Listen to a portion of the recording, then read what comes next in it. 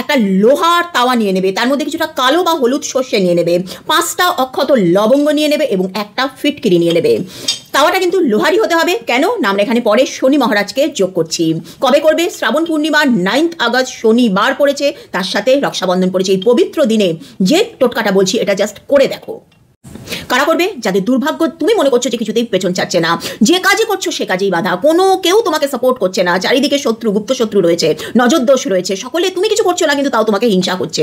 এই রকম যদি জীবনে সত্যি সত্যি যদি পারেশানির মধ্যে থাকো, এটা অত্যন্ত বারবার বলছি তান্ত্রিক গুপ্ত টোটকা শনিবার দিন করবে। এই পুরো জিনিসটাকে কি করবে তোমরা? আগুনে জ্বালিয়ে দেবে যে কোনো সময় শনিবার দিনকে। আগুনে জ্বালানো মানে এটাকে তোমরা গ্যাসে বসিয়ে দেবে, জিনিসটা পুরোটা আস্তে আস্তে এটা গলে যাবে এবং পুরো জিনিসটাকে একটা খুরখুরে তৈরি হয়ে যাবে। এই অবশিষ্টটা ঠান্ডা হলে পরে হাতে নিয়ে মাথার চারপাশে তোমরা 8 বার, শনির নাম্বার 8 বার ঘোরাবে। এবার হয়ে গেলে এই অবশিষ্টটাকে অবশ্যই কিন্তু শনিবার দিনকেই বাড়ির বাইরে কোথাওকে সযত্নে রেখে দিও। পরের দিন সকালবেলাতে তোমাদের সময় মতো ওই জিনিসটাকে নিয়ে কোনো অসত্য গাছ খুঁজে বের করবে, তার মাটির তলায় গিয়ে এসে পুঁতে দেবে। মহাদেবের আশীর্বাদ আর শনির কৃপা পেতে টোটকাটা জাস্ট করে দেখো। জীবন মনে হচ্ছে না একটা জায়গায় আটকে গেছে, ঘুমন্ত ভাগ্য জেগে উঠবে।